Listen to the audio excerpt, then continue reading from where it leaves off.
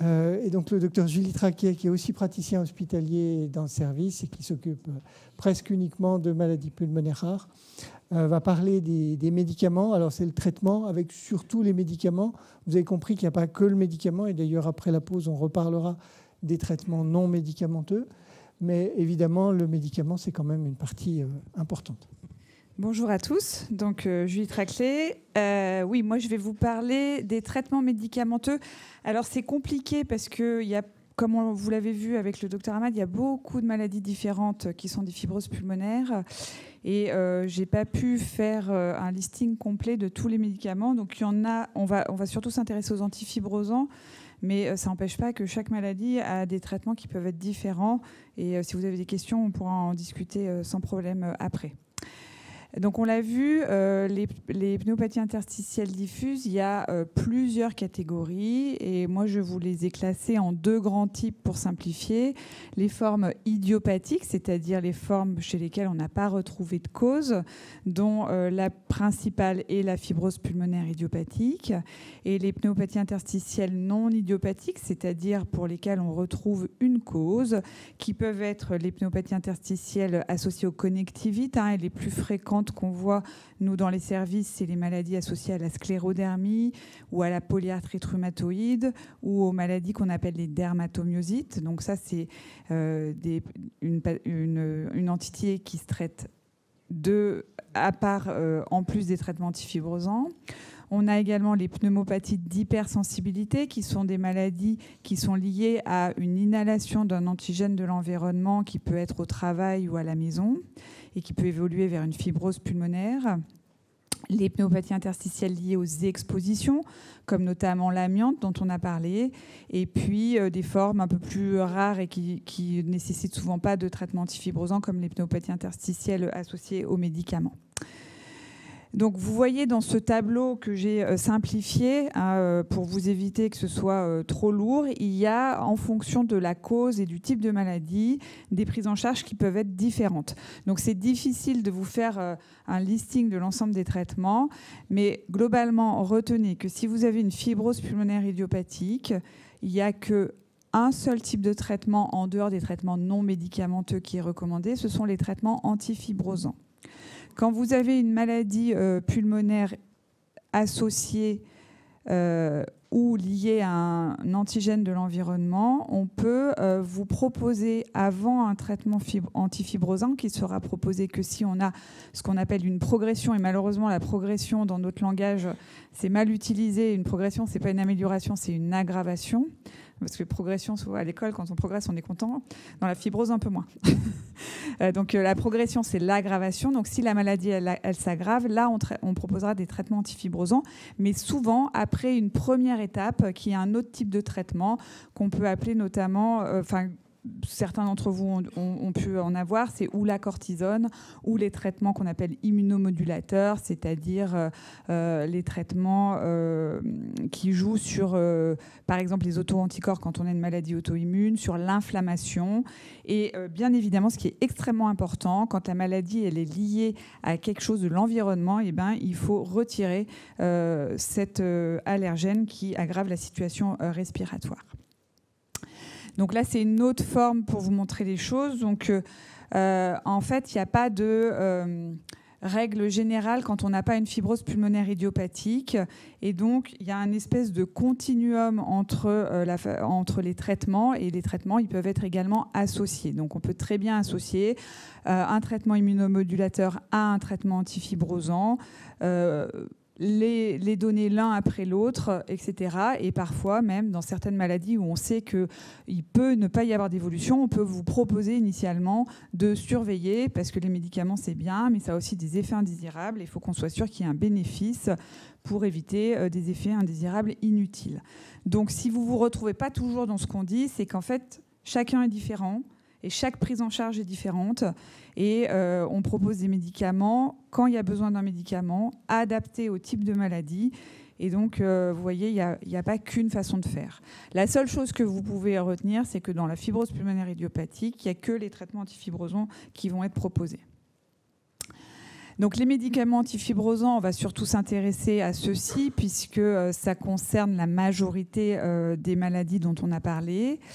Ce ne sont malheureusement pas des traitements curatifs, mais c'est des traitements qui, associés aux autres mesures de prise en charge, sont efficaces pour ralentir l'aggravation de la fibrose et soulager les symptômes. Ces médicaments, ils sont disponibles depuis une bonne dizaine d'années maintenant. Sachez qu'avant ça, on n'avait rien à proposer aux patients, et notamment aux patients qui avaient une fibrose pulmonaire idiopathique. Donc même si on ne guérit pas la maladie, ça a déjà été une énorme avancée de pouvoir réduire l'évolution de la maladie avec ces traitements. Et les deux qu'on a actuellement sur le marché, c'est la pirfénidone et le nintédanib. Les deux médicaments sont approuvés dans la fibrose pulmonaire idiopathique. Le nintédanib, il est approuvé dans les pneumopathies interstitielles diffuses fibrosantes progressives parce qu'il y a eu des essais qui ont montré un bénéfice.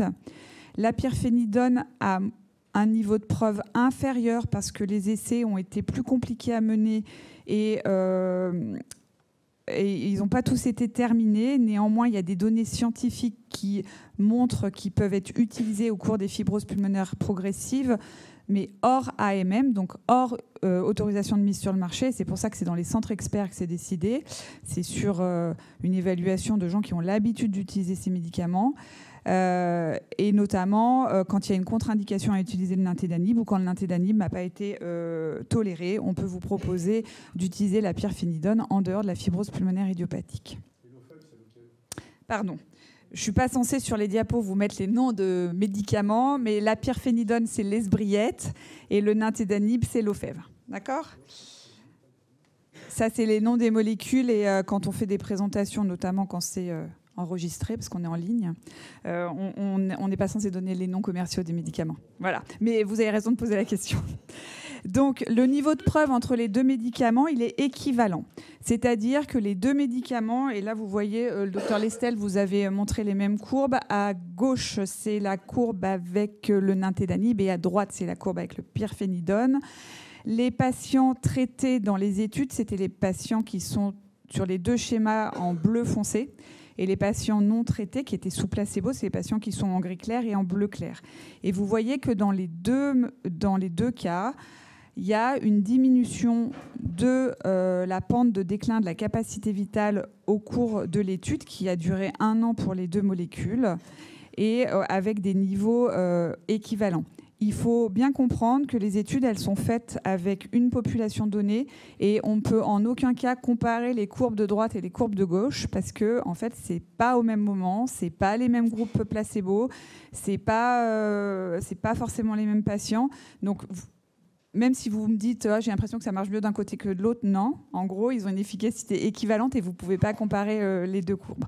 Donc on choisit surtout en fonction des profils de tolérance, puisqu'ils ont des effets indésirables qu'on va voir, et des éventuelles contre-indications. La principale contre-indication qu'on a, c'est avec le nintédanib, l'Ofev, chez les patients qui ont des anticoagulants. S'il n'y a pas de contre-indication, on va discuter avec vous pour voir quel est celui qui vous convient le mieux, notamment en fonction du risque d'effet indésirable et de votre mode de vie. Les deux médicaments ont également été évalués, comme je vous l'ai dit, dans les fibroses pulmonaires progressives. Et donc là, je vous ai mis les courbes des essais des fibroses pulmonaires progressives, qui sont donc d'autres essais. Et on retrouve le même type de ralentissement de déclin de la fonction respiratoire dans les maladies progressives avec les traitements, avec un niveau de preuve qui est supérieur avec le nintédanib, avec l'Ofev. Et c'est pour ça que c'est ce médicament qui a l'autorisation de mise sur le marché dans les fibroses pulmonaires progressives, non fibroses pulmonaires idiopathiques, mais pour qu'on peut quand même utiliser la pirfénidone en cas de mauvaise tolérance ou de contre-indication.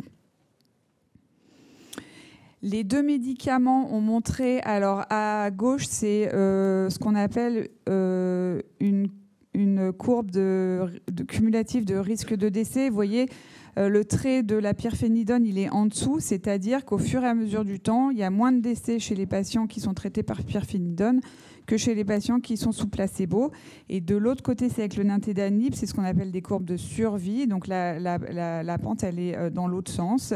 Et donc il y a une survie qui est plus longue sur la courbe du haut, qui est la courbe des patients traités par antifibrosants. Donc les deux médicaments, à long terme, ont montré un bénéfice sur la survie au cours de la fibrose pulmonaire idiopathique. Et ça, c'est parce qu'on les utilise maintenant depuis, je vous l'ai dit, plus de 10 ans et qu'on a beaucoup de données et beaucoup de recul avec ces médicaments. Leurs principaux soucis, c'est que les deux molécules ont des effets indésirables et c'est ce qui est parfois compliqué à gérer, mais dans la plupart des cas, on s'en sort sans problème, surtout avec l'aide de Juliette et Anne chez nous, que vous connaissez peut-être. Et donc, il ne faut pas vous inquiéter, quand on vous propose un médicament, les effets indésirables seront pris en compte. Je vous les ai quand même cités pour que vous les connaissiez.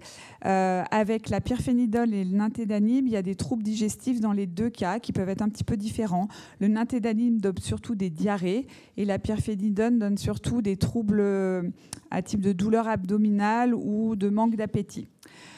La pyrphénidone est connue également pour donner une photosensibilité, c'est-à-dire une sensibilité accrue au soleil et aux coups de soleil. Et c'est pour ça que quand on a le choix, chez les patients qui font beaucoup de jardinage ou beaucoup d'activités en extérieur, ce n'est pas forcément le premier qu'on va donner, parce que c'est quand même un petit peu embêtant, mais souvent avec crème solaire, chapeau, manches longues, on arrive à gérer les choses. Voilà, donc ça, c'est les principaux effets indésirables. Comment les limiter? Pour les troubles digestifs, pour les deux molécules, on vous conseille la même chose, c'est qu'il faut prendre le médicament en mangeant et pas avant de manger ou après manger. Vous commencez votre repas, vous prenez le médicament et vous finissez votre repas. Et c'est comme ça qu'il est souvent le mieux toléré et c'est la meilleure recommandation qu'on peut vous donner. Puis bien évidemment, quand il y a des diarrhées, on peut vous donner des traitements pour la diarrhée, etc.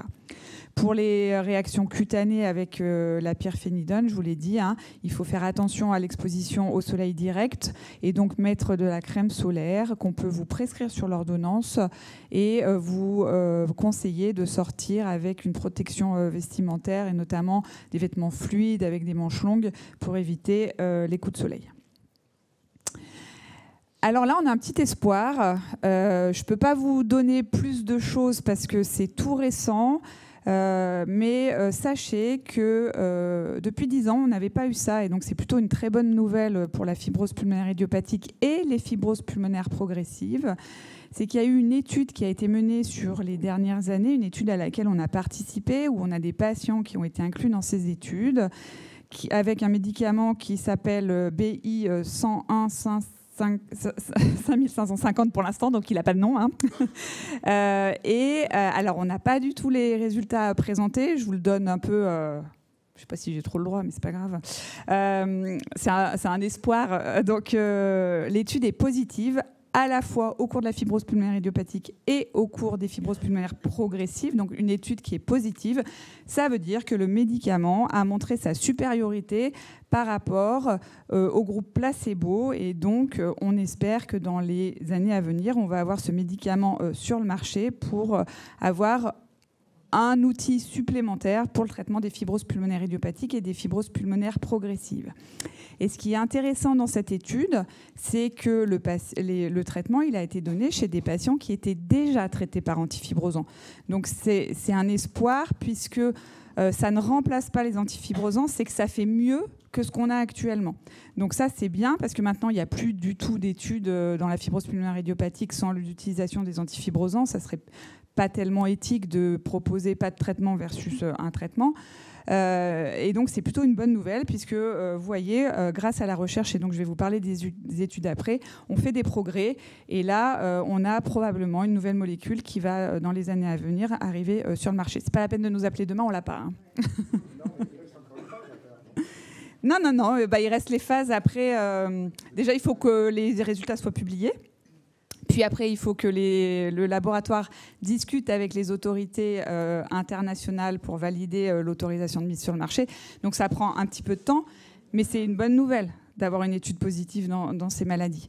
Alors là, je vous ai mis un peu le mécanisme, mais en gros, c'est un médicament qui agit précocement sur une des voies de la fibrose et qui permet du coup de diminuer la production de la fibrose au niveau des poumons. Alors, j'en viens donc, grâce à cette transition, aux essais thérapeutiques. Certains d'entre vous, on peut vous proposer de participer à des essais thérapeutiques et c'est souvent un petit peu l'inconnu, qu'est-ce qu'on fait, qu'est-ce que c'est, etc. Alors pourquoi faire ? Eh bien, pourquoi faire ? Sachez que tous les médicaments qui sont disponibles en France et qui ont ce qu'on appelle une AMM en France, c'est des médicaments qui ont fait l'objet d'études. Et donc, il y a des gens qui ont participé à ces études pour prouver que le médicament était efficace dans une maladie.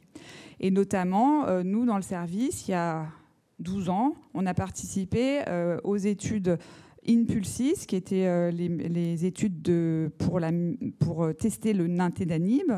Et donc, ça a permis que le médicament ait l'autorisation d'être utilisé et a montré son bénéfice. Donc, c'est très important. On ne le fait pas forcément pour soi, on le fait aussi pour la communauté. Mais nous, on considère que c'est quand même une chance, quand on peut vous proposer un essai thérapeutique, d'avoir un traitement nouveau, novateur en plus. Donc pourquoi faire ? C'est pour la recherche et pour valider l'indication des médicaments.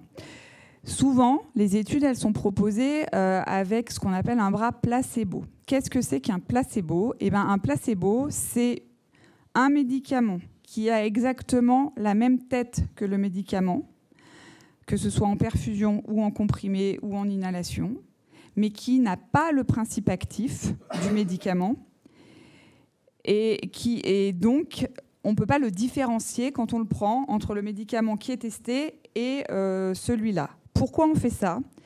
Parce qu'on sait que inconsciemment, que ce soit le patient ou le médecin, quand il sait qu'il est traité ou que son patient est traité par un médicament, il va avoir un biais positif pour la molécule.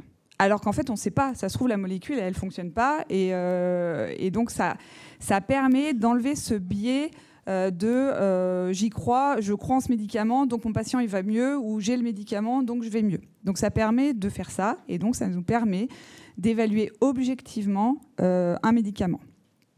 Dans les études, pour choisir quels patients sont dans le bras placebo ou dans le bras traité, on utilise ce qu'on appelle une randomisation. Donc la randomisation, c'est le tirage au sort. C'est fait de manière aléatoire. C'est pas 1 sur 2, c'est fait de manière aléatoire au niveau national, international, en fonction d'où se déroule l'étude. Et c'est pas nous qui tirons au sort, c'est fait de manière informatique et complètement aléatoire. Vous pouvez aussi entendre un peu plus rarement le mot équipoise. Qu'est-ce que ça veut dire ? C'est quel est le meilleur bras. Et quand on fait une étude, on ne sait pas quel est le meilleur bras. Si on savait quel était le meilleur bras, on ne ferait pas d'étude. Donc en fait, il ne faut pas partir du principe en se disant oui, mais si je suis dans ce bras-là, c'est mieux, si je suis dans ce bras-là, c'est mieux. Parce qu'en fait, on ne sait pas. Et parfois, alors dans la fibrose, rassurez-vous, ça fait longtemps que ce n'est pas arrivé. Alors parfois, déjà, le médicament ne fonctionne pas et c'est pas grave, vous n'avez pas perdu de chance, ni dans le bras placebo, ni dans le bras traitement. Mais parfois, et c'est déjà arrivé, finalement, en fait, le médicament, il est plus délétère qu'autre chose.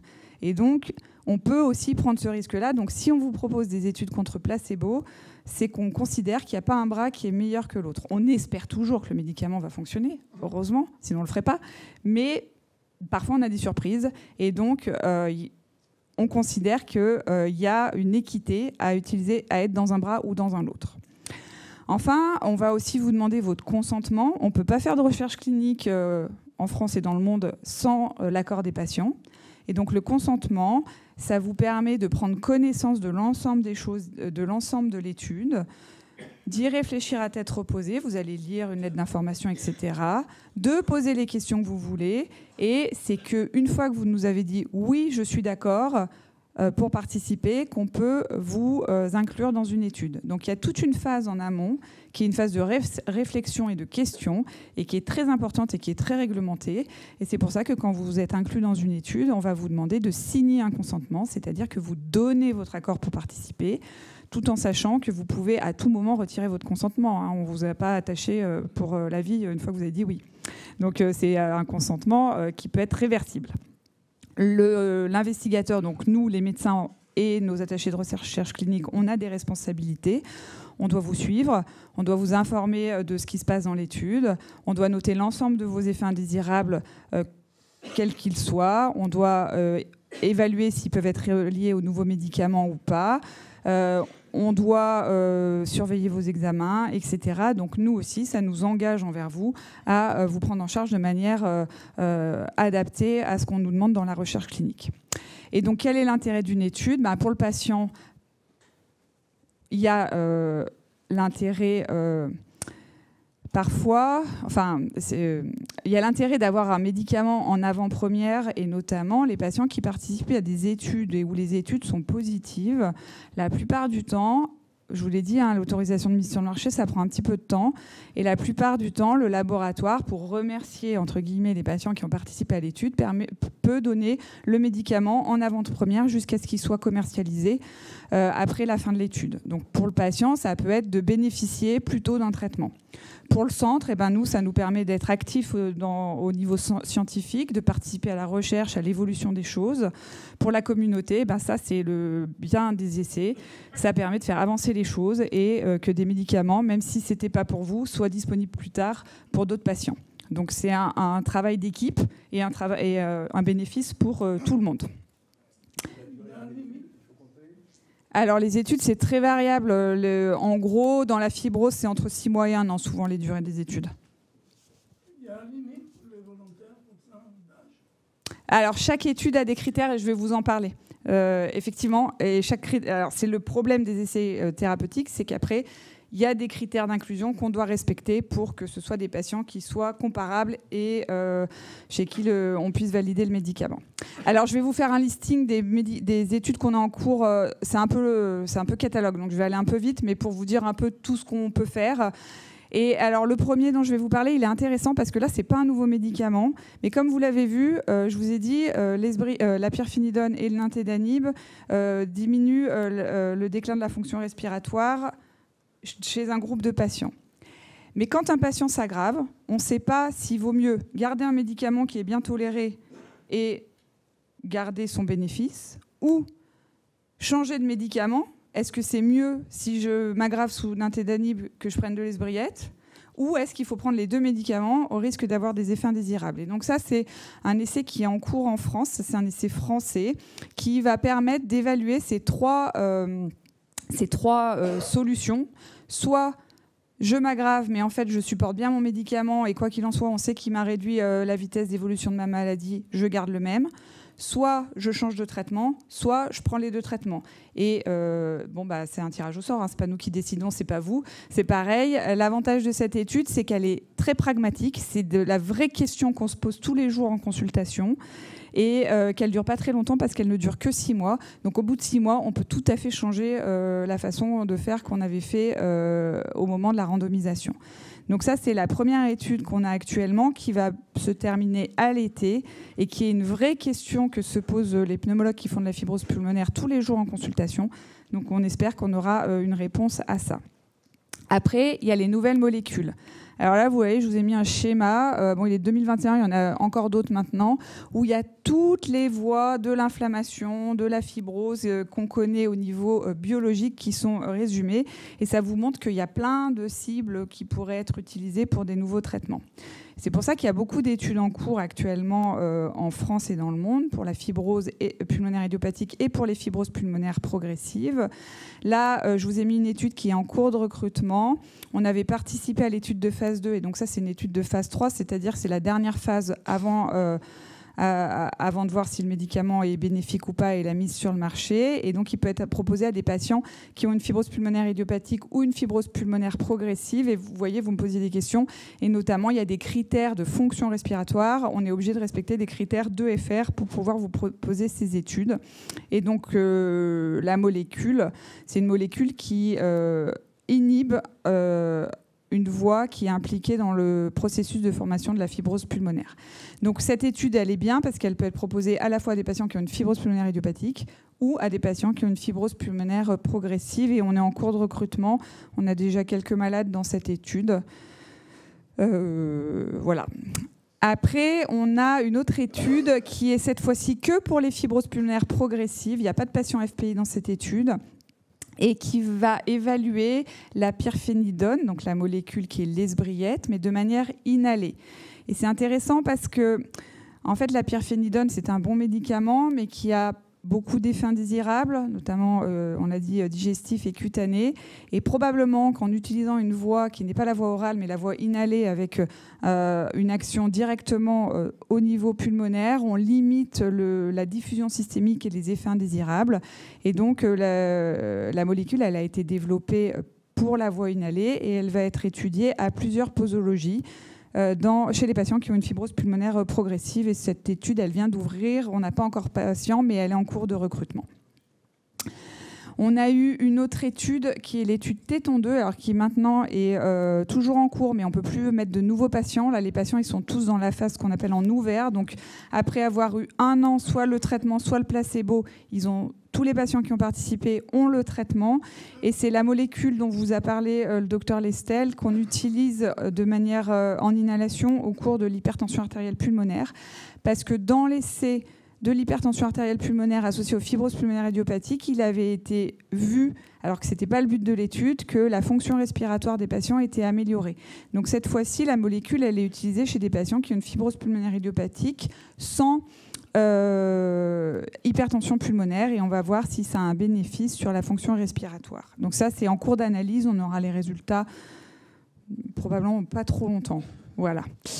Et il va y avoir une deuxième partie d'étude, enfin une autre étude avec la même molécule, mais cette fois-ci pour les patients qui ont une fibrose pulmonaire progressive, non fibrose pulmonaire idiopathique. Et celle-là, elle va ouvrir bientôt. Donc, on va pouvoir la proposer à des patients qui ont une fibrose pulmonaire progressive, non FPI. On a l'étude de Moonscape qui est proposée aux patients qui ont une fibrose pulmonaire idiopathique. Et là, il y avait 200 patients qui devaient être inclus. Le recrutement est terminé. Et on peut la proposer aux patients qui ont une pneumopathie interstitielle diffuse associée à une sclérodermie. Donc, il y a aussi, vous voyez, des études qui sont faites pour des maladies bien spécifiques. Et là, le recrutement est en cours. On a 3 patients dans l'étude.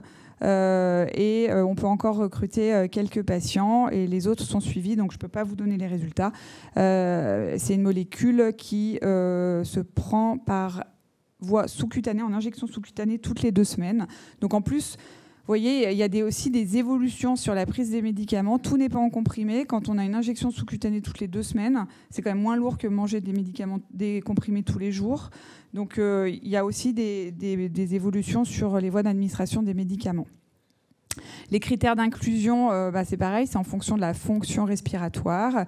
Et l'intérêt, c'est que les patients, comme pour l'étude dont je vous ai parlé ou qui est positive, pouvaient déjà être traités par antifibrosants. On a une autre étude pour les sclérodermies, alors qui est un peu particulière, c'est l'étude Conquest. Et en fait, c'est une étude qui va regrouper plusieurs études pour différents médicaments de la PID associés à la sclérodermie. Et ça permet notamment de partager les groupes placebo, d'avoir plus de patients dans les bras traités et des groupes placebo communs pour plusieurs études. Donc c'est un avantage pour les patients d'avoir un peu plus de chance de chance. On a dit qu'on ne savait pas, mais d'avoir les médicaments à l'étude. Et notamment, dans cette étude, on va avoir le médicament qui a été positif dans la fibrose pulmonaire idiopathique et dans la fibrose pulmonaire progressive pour les patients qui ont une fibrose associée à la sclérodermie. Ah, ça ne marche plus. Voilà. Celle-là, c'est une étude qui a été très courte en recrutement parce que les gens se sont emballés. Donc elle est terminée, elle vient d'ouvrir, elle est terminée, mais c'est une étude de phase 2, donc souvent c'est des études un petit peu moins longues.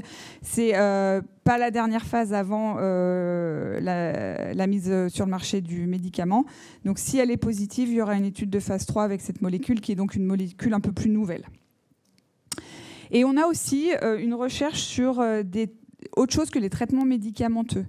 Et notamment, on a évalué plusieurs choses dans la fibrose pulmonaire idiopathique, et ça c'est un peu particulier à cette maladie parce que j'en parlais tout à l'heure avec un de mes collègues qui fait de la cancérologie et ils font pas du tout ça en cancérologie, et en fait c'est bien parce que ça nous permet d'avoir d'autres aspects que les médicaments dans la prise en charge des maladies. Et notamment, il y a une étude dont on va avoir les résultats prochainement, je pense, qui s'appelle PALIF et qui a évalué l'intérêt, en plus du suivi pneumologique standard, d'avoir une équipe de soins palliatifs, donc des gens qui sont habitués à la prise en charge des symptômes, de l'anxiété, de la toux, etc., chaque mois versus les autres patients qui étaient suivis de manière normale par leur pneumologue tous les 3 mois. Ça, c'est hyper intéressant parce que si cette étude elle est positive, ça va nous permettre d'avoir un poids auprès des hôpitaux, de l'ARS, pour avoir plus d'accès aux soins palliatifs pour les patients qui ne sont pas des patients de cancérologie.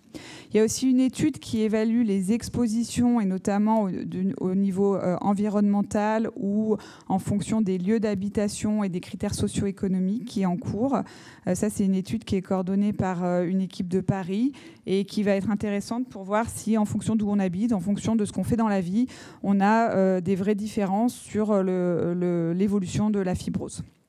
Et puis après, on a des études un peu modernes où on va vous faire évaluer, on va vous faire des spirométries tous les jours ou toutes les semaines chez vous pour voir si, en fait, si on vous suit de manière très rapprochée avec des spirométries à la maison, quand il y a une alerte et qu'on vous voit, est-ce que ça influe sur la prise en charge? Est-ce que ça nous donnera un meilleur reflet de la réponse au traitement, etc. Et puis, on a aussi une étude avec un nez électronique qui permet, en fonction de ce que vous exhalez, de vous classer, voir si on peut vous classer, reconnaître votre maladie de manière précoce. Par exemple, quand il y a très peu de choses sur le scanner, est-ce que mon patient il exhale plutôt ce type de molécule? En fait, ça ressemble plus à une fibrose pulmonaire idiopathique, ça ressemble plus à une sarcoïdose. Donc, en fait, ça, c'est assez intéressant plutôt pour nous. Et puis, pour voir l'effet sur la progression et l'effet du traitement. Donc, ça, c'est intéressant. Et je pense qu'il y en a certains d'entre vous qui ont participé. Quoi qu'il en soit, je n'ai pas pu toutes vous les mettre. On a beaucoup d'études en cours dans le service. Il y en a d'autres. On a un site qui est le site du Centre de référence des maladies pulmonaires rares, où il y a un accès patient et où les études sont répertoriées avec les centres qui y participent. Donc vous, je pense que vous êtes essentiellement suivis dans la région lyonnaise, donc c'est plutôt nous, mais voilà, notamment pour l'association, c'est intéressant de savoir qu'il y a ces choses qui existent. Et je suis disponible pour vos questions. Merci beaucoup.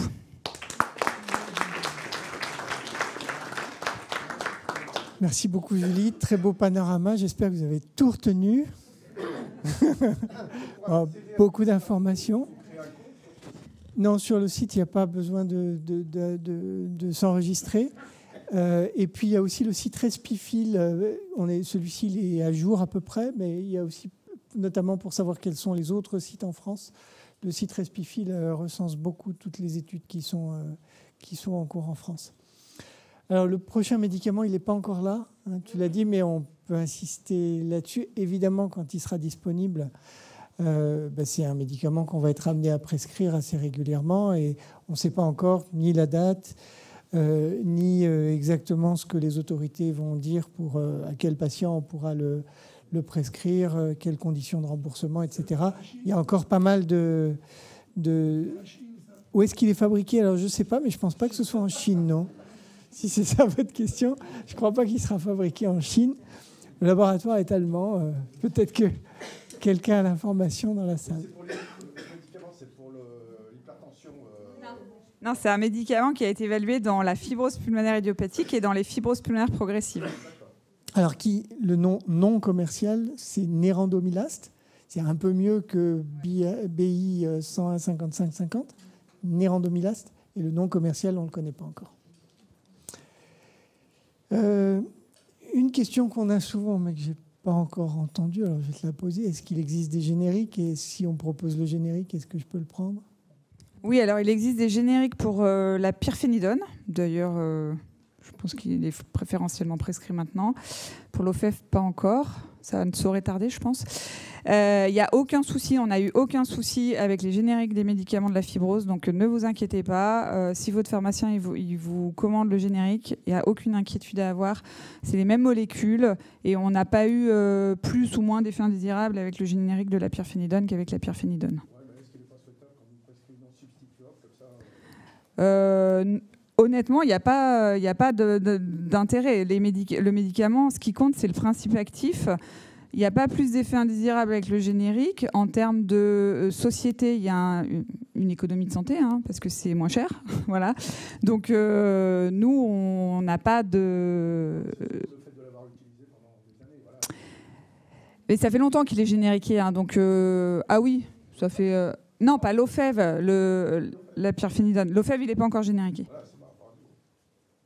Bon, et puis peut-être aussi une précision pour les essais thérapeutiques. Les essais thérapeutiques, ça permet de démontrer l'efficacité, mais c'est aussi ce qui nous permet de démontrer, de savoir comment le médicament est toléré. Parce que comme tu l'as bien dit, on doit absolument tout noter. Et il n'y a qu'en comparant les gens qui ont eu le médicament et ceux qui ne l'ont pas eu qu'on sait s'il y a plus de diarrhée, plus souvent des boutons, plus souvent des nausées, plus souvent je ne sais quoi. Et parce que pendant 1 an, si on participe à un essai, ou pendant 6 mois, on va avoir 1 ou 2 fois des nausées, on va avoir 1 ou 2 fois la diarrhée ou un coup de soleil ou je ne sais quoi. Et c'est seulement en comparant par rapport à l'absence de médicaments qu'on va savoir si ça survient plus souvent ou pas. Et je cite l'exemple de la diarrhée, mais ça peut être aussi de faire un problème cardiaque. Ce n'est pas forcément le médicament, bien sûr. Ces médicaments ne donnent pas de problème cardiaque, mais les essais permettent de s'assurer que les médicaments n'ont pas d'effets secondaires importants.